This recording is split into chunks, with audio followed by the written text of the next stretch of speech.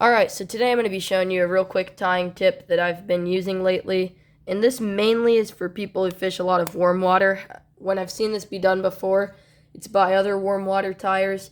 But I imagine this could work pretty well for people who fish for pike and even bigger trout and salmon. And I'm not going to be tying the fly that's in this vise. This fly uses craft fur as well as this latex material. And this material is just an exercise band. It's a low resistance one. It's really thin. You can see I can stretch it really easily. But I've just cut out this little chunk. And if you cut it into a C shape or like a crescent moon shape, you can have this coming off of your fly. And when that's in the water, it will spin around and cause a lot of commotion and vibration. And for the fly that's in the vise right now, I put a layer of wire right under where I wrapped the latex, and this one's designed to sink. However, you can design these to float and come up with your own patterns, but I'm just going to be showing you how to do the tails on these. So to start, I have a chunk of this, like I said, exercise band elastic material, and it's just pretty small. Like, it's not huge, but it's not tiny, and I can get quite a few tails out of this. But I'm just going to be cutting this into a crescent moon shape.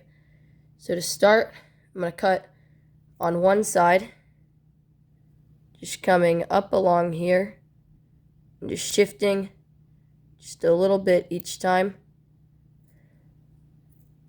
And you can actually do 3 or 4 swirls when you do this. Like, you can sort of make it an S shape or an S with more curves in it if you want to have like a longer tail. But I'm just cutting out the smaller one because you can do these on flies of any size.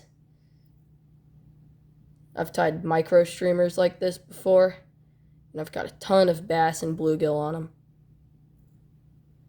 And I'm just going to come back from that shape that I cut out just a second ago, and I'm going to cut this little tail out. And like I said, this one's for something a bit smaller than this, because you can see that would not, that's probably about 2/3, 3/4 as long as this. But if you do want to tie this fly, I do plan on doing a video on it in the future. But it's really just craft fur, and then the latex stuff wrapped around the wire as the body.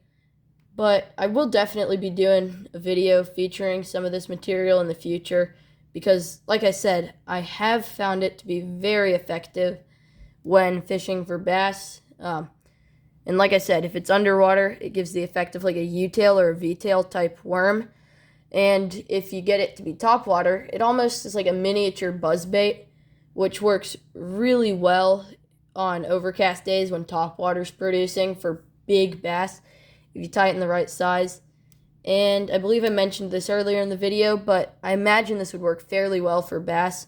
But yeah, be sure to like and subscribe if you enjoyed this video, and check out some of my other videos. Thank you for watching.